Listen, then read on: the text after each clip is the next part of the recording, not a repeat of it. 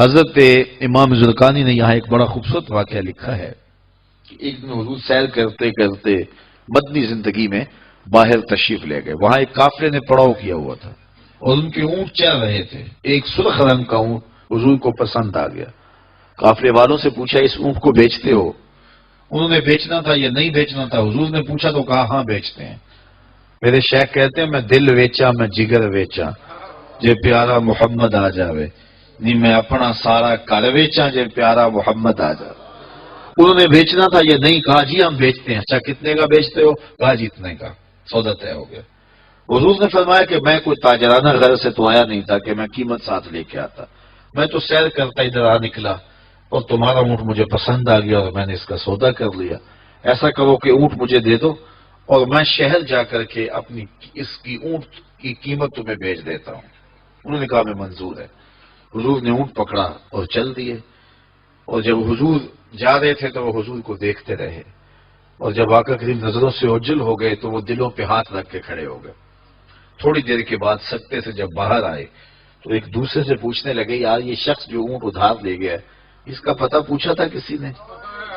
جب کسی کو نقد سودا دیا جائے تو اس کا عطا پتہ پوچھنے کی ضرورت نہیں ہوتی. اور جب کسی کو ادھار دیں تو یا آپ اسے جانتے ہوں یا درمیان میں کوئی ضامن ہو یا کوئی چیز گروی رکھی جائے. اور کہا ایک شخص آیا تم نے اس کو اونٹ دے دیا اس کا پتہ بھی نہیں پوچھا. اس نے کوئی درمیان میں ضامن میں نہیں دیا. تم نے کوئی شے بھی گروی نہیں رکھی اس کی. تو یار تم سب کی عقل پہ پردہ آ گیا. اس کا پتہ تو پوچھ لیتے. قیمتی اونٹ لے گیا. ایک بولا یار جب وہ باتیں کرتا تھا منہ سے پھول جھڑتے تھے. اذا تکلم رؤیا کالنور یخرج من بین ثنایاہ. کہا میں تو اس منظر کو دیکھتا رہ گیا. دوسرا کہنے لگا یار جب وہ جو ہے وہ مسکراتا تھا سامنے والے پہاڑوں پہ عکس پڑتا تھا. اذا ضاحک یتلالع فی الجدر. تیسرا بولا یار میں تو اس کی آنکھیں ہی دیکھتا رہ گیا. کیا خوب سجن دیاں اکھیاں نے, کیا خوب سجن دیاں اکھیاں نے جویں پال کے سرائیاں رکھیاں نے. تو اجے میرا یار نے ڈٹھا جنوں ویکھ کے چند شرم آوے. ادھی راتی دن چڑھ جاوے جیو رخ تو نقاب اٹھاوے. تے جے او نکلے سیر کرن نو سارا گلشن سیس نواوے اتے دھرتی لف لف جاوے. جے ہاتھ پھلاں وچ رکھدا ہاتھ پھلاں تو ود جاوے. نین نشیلے مست رسیلے وچ سونا کجل سہاوے. اکھ اگڑے تے انج پیا جاپے جویں میں خانہ کھل جاوے. توبہ توبہ حسن سجن دا چال نہ چلی جاوے. بجلی ڈردی لشک نہ مارے متا بے ادبی ہو جاوے. تے جے او کھولے پیٹ زلف دے اتے راہی راہ پل جاوے. توبہ توبہ حسن سجن دا چال نہ چلی جاوے. علم خدا نے اینا دتا عقلاں وچ نہ آوے.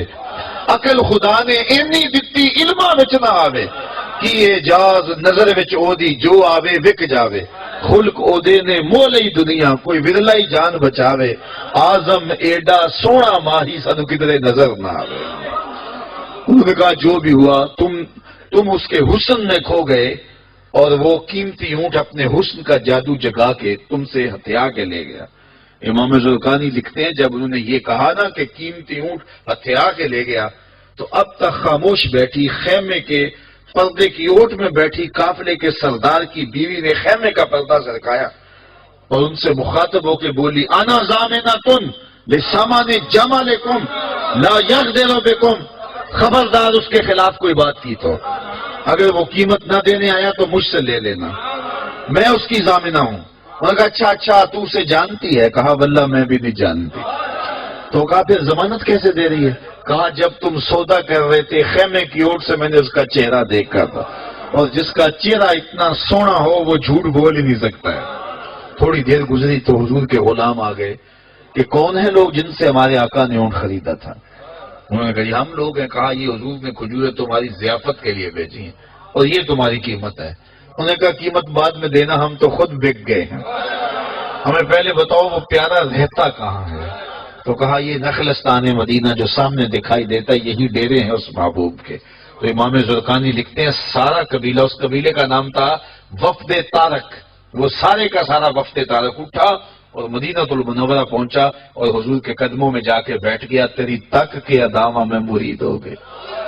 تو چہرہ اتنا خوبصورت تھا، اللہ اکبر، دیکھنے والے کہا کرتے ہیں اللہ اللہ، یاد آتا ہے خدا دیکھ کے صورت تیری۔ تو کسی سے اگر پیار اس لیے کیا جاتا ہے کہ وہ سونا بڑا ہے، تو پھر آؤ نا اس سے پیار کیجئے جو اتنا سونا ہے کہ پیر بہر علی بول کے کہنے لگے، مکھ چند بدر شاہ شانی ہے، متھ چمک دی لاٹ نورانی، کالی زلف تے اکھ مستانی ہے، مخمور مد بھریاں۔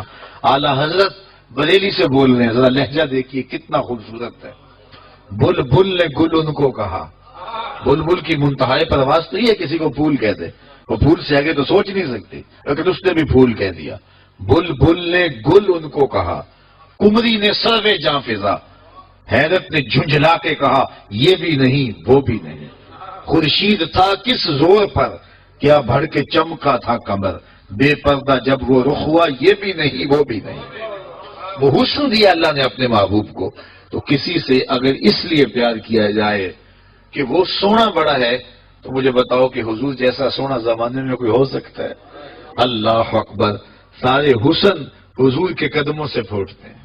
اور مجھے اتنا اچھا لگتا ہے یہ شعر اعظم چشتی مرحوم کا کہ اس نے پتہ نہیں کہاں بیٹھ کے یہ شعر لکھ دیا کہ سمجھا نہیں ہنوز میرا عشق بے ثبات، سمجھا نہیں ہنوز میرا عشق بے ثبات، تو کائنات حسن ہے یا حسن کائنات، تو کائنات حسن ہے یا حسن کائنات۔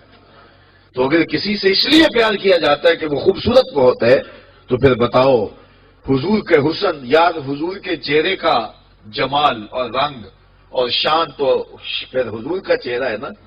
حضرت میمونہ بنت کردم رضی اللہ تعالیٰ عنہ فرماتی ہیں کہ مجھے حضور کی زیارت کا شوق ہوا تو میں اپنے والد گرامی کے ساتھ حضور کی زیارت کے لیے حجۃ الوداع کے موقع پہ میں حج کے لیے گئی، اور حضور سواری پہ بیٹھے تھے اور میں اپنے والد گرامی کے ساتھ حضور کی قربت حاصل کرنے کے لیے اور حضور کی زیارت کے لیے پہنچی۔ حضور کے چمکتے چہرے پر نظر جم نہ سکتی تھی اور میرے میں ہمت نہ ہوئی کہ میں حضور کے چہرے کو دیکھ سکوں۔ تو حضور سواری پہ بیٹھے تھے تو میں حضور کے پاؤں کو دیکھنے لگی۔ فرماتی ہیں کہ حضور کے انگوٹھے کے ساتھ والی جو انگلی تھی اس کا قد باقی انگلیوں کی مناسبت سے لمبا تھا۔ فرماتی ہیں ما نسیتو فی ما نسیتو طولا اصباحو، کہتی ہیں کہ آج تک اتنا عرصہ گزر گیا ہے، حضور کی مبارک انگوٹھے کے ساتھ والی انگلی کا حسن ہی میری نگاہوں سے ظاہر نہیں ہوتا۔ یار جس کی انگلی اور جس کے پاؤں کا حسن اتنا ہے، اس کے چہرے کی جمال کی کیفیت کیا ہوگی؟ وہ کسی شاعر نے کہا تھا نا کہ قدموں پہ جبیں کو رہنے دو، چہرے کا تصور مشکل ہے۔ قدموں پہ جبیں کو رہنے دو، چہرے کا تصور مشکل ہے، جب چاند سے روشن ایڑی ہے رخسار کا عالم کیا ہوگا؟ جب چاند سے روشن ایڑی ہے رخسار کا عالم کیا ہوگا؟ تو حضور علیہ السلام کے حسن اور حضور کے جمال کی وجہ سے اگر پیار کیا جائے تو پھر مجھے بتاؤ کہ حضور علیہ السلام سے بڑھ کر کائنات میں حسین کون ہو سکتا ہے، خوبصورت کون ہو سکتا ہے؟ تو اس لیے ہماری محبتیں اور ہماری عقیدتیں حضور کی بارگاہ میں دست بستہ حاضر ہوں۔ اب کسی سے اگر پیار کر لیا جائے تو اس پیار کے تقاضے کیا ہیں؟ بندہ جس سے پیار کرتا ہے اس کا کثرت سے ذکر کرتا ہے، اور یہ محفل میلاد اس عقیدت کا روپ ہے، محبت کے اس تقاضے کی تکمیل ہے۔ بندہ جس سے پیار کرتا ہے اس کا کثرت کے ساتھ ذکر کرتا ہے، اس کا جی چاہتا ہے کہ اس کا تذکرہ چھڑا رہے، اس کی باتیں ہوتی رہیں۔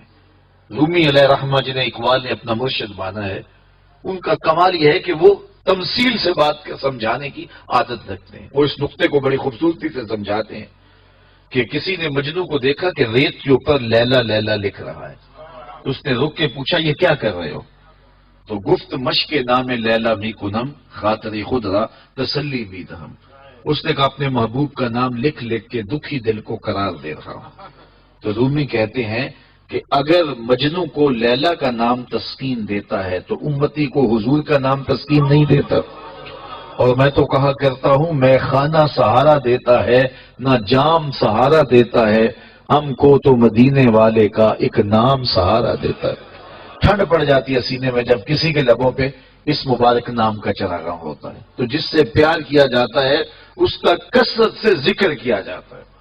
میاں صاحب نے بھی اپنے انداز میں کہا ہے نا، جو کسی دا عاشق ہوئے تے گل اسے دی کرتا، 100 مکر بہانے کر کے مرنے ہو اس نے مرتا۔ جب محبت کسی سے ہو تو پھر اس کا تذکرہ کسی نہ کسی بہانے چڑھا جاتا ہے۔ یہ نہیں ہو سکتا کہ طبیعت اچاٹ ہو جائے کہ یہ بات چھوڑو بھی نا۔ میں مختلف جگہوں پہ جاتا ہوں تو بعض لوگ پرچیاں دیتے ہیں جناب میلاد النبی کے ثبوت کے حوالے سے بھی کوئی بات کیجیے، تو میں کہتا ہوں کہ دلائل کی زبان میں ہمارے علماء بات کرتے ہیں اور کمال کر دیتے ہیں، لیکن میں کہا کرتا ہوں اپنے سادے لہجے میں، کیا حضور کے ذکر کے لیے بھی دلیل کی ضرورت ہے؟ کبھی ایسا ہوا ہے کہ پھولوں کا تذکرہ چڑھا ہو اور بلبل کہے کہاں لکھا ہے؟ بات شمع کی ہو رہی ہے اور پروانہ دلیلیں ڈھونڈ رہا ہو، اور یہ بھی ممکن نہیں ہے کہ بات سرکار مدینہ کی ہو رہی ہو اور امتی کو کسی دلیل کی ضرورت ہو۔ محب کے لیے اس سے بڑا سرمایہ کوئی نہیں کہ کوئی اس کے محبوب کا ذکر چھیڑ دے۔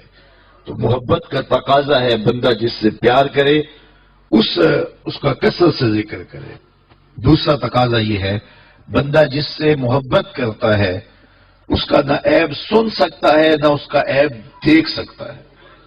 حبو کا شیع یومی و یسم، بندہ جس سے محبت کرتا ہے اس کی محبت میں بہرا بھی ہوتا ہے، اندھا بھی ہوتا ہے۔ اس کی محبت میں جو ہے وہ نہ اس کا عیب بیان کر سکتا ہے نہ اس کا عیب سن سکتا ہے نہ اس کو اس کا عیب دکھائی دیتا ہے۔ جہاں محبت پیدا ہو وہاں عیب نظر نہیں آتے، وہاں کمال نظر آتے، عیب ہوں بھی تو نظر نہیں آتے۔ رومی علیہ رحمہ فرماتے ہیں، وہ اس کو بھی ایک تمثیل سے سمجھایا کہ بادشاہ وقت نے لیلا کو دربار میں بلا لیا اور کہا کہ تیرے حسن کا بڑا شعلہ ہے، تو نے ایک شہزادے کو حواس باختہ کر کے رکھ دیا، اور حتیٰ کہ اس کا تشخص اور نام بھی بھول گیا۔ نام تو اس کا کیس تھا نا، لیکن دنیا مجنون کے نام سے جانتی ہے۔ وہ کسی نے کہا تھا تیری محفل میں آ کے بدنام ہوئے، نگاہ زمانہ میں بے نام ہوئے، تو نے وعدہ کیا تھا بچھڑیں گے نہ ہم، تیرے ہی ہاتھوں سے نیلام ہوئے۔ تشخص تک مٹ گیا، نام تک مٹ گیا۔ کہا تیری آنکھوں میں کون سا جادو ہے کہ تو نے ایک شہزادے کو حواس باختہ کر دیا؟ مجھے تو تیرے میں کوئی کمال نظر نہیں آیا، تیرے سے زیادہ میری لوڈیاں خوبصورت ہے۔ گفت لیلا را خلیفہ کاں توئی، کس تو مجنو شد پریشان و غوی، از دیگر خوباں تو افزون نیستی، گفت خامش چوں تو مجنو نیستی۔ بادشاہ نے بلا کر کے لیلا کو کہا کہ کون سا جادو ہے تیری آنکھوں میں؟ تیرے سے تو زیادہ میری لونڈیاں حسین ہے، مجھے تو کوئی کمال نظر نہیں آ رہا۔ تو لیلا نے 2 لفظی جواب دیا، گفت خامش، کہا بادشاہ چپ کر جا، چوں تو مجنو نیستی، تو کوئی مجنو تو نہیں نا۔ دیدائے مجنو اگر بودے تو رہا، از تو عالم بے خطر بودے تو رہا، تیری آنکھ مجنو والی ہوتی پھر تو مجھے دیکھتا۔ تو ہوش دارو لیک مجنو بے خودست، در طریقے عشق بیداری بدست، تو ہوش والا ہے اور مجنو ہوش کو چھٹی دے کے آیا ہے، اور اس کوچے میں ہوش کی پونجی چلتی نہیں ہے۔ تو رومی کہتے ہیں کہ اگر لیلا کو دیکھنا ہے تو مجنو کی آنکھ چاہیے، اور مصطفیٰ کریم کو دیکھنا ہے تو ابو بکر کی آنکھ چاہیے۔ اگر وہ نگاہ ہوگی تو کبھی ہو ہی نہیں سکتا کہ کوئی عیب دکھائی دے، اور یہ تو ذات وہ ہے جہاں عیب ہے ہی نہیں۔ محبوب میں تو عیب ہو بھی تو نظر، اور یہ وہ ذات ہے خلقت مبرئا من کل عیب، یہاں تو عیب نام کی چیز ہی کوئی نہیں، بلکہ میرے امام بولے وہ کمال حسن حضور ہے کہ گمان نقص جہاں نہیں۔ نقص تو بڑی دور کی بات ہے، یہاں نقص کا گمان بھی نہیں ہے۔ یہی پھول خار سے دور ہے، یہی شمع ہے کہ دھواں نہیں۔ ہر پھول کے ساتھ کانٹا ضرور ہوتا ہے اور ہر شمع کے ساتھ دھواں ضرور ہوتا ہے، لیکن حسن رسول وہ پھول ہے جس کے ساتھ کانٹا نہیں ہے، اور وہ شمع ہے جس کے ساتھ دھواں نہیں ہے۔ تو جہاں محبت پیدا ہوتی ہے وہاں عیب ہو بھی تو دکھائی نہیں دیتا، اور جو میرے اور آپ کے آقا و مولا ہیں وہ تو ہیں ہی سراپا کمال۔ اللہ اکبر، ہمیں اس پہ ناز کرنا چاہیے کہ ہمیں حضور عطا کیے گئے۔ خدا کی قسم حضور کی ذات وہ ذات ہے، میں نے کتب میں پڑھا ہے 12 نبیوں نے آرزو کی ہے کاش ہم حضور کی امت سے ہوتے، نبیوں نے تمنائیں کی ہیں، آرزو نہیں۔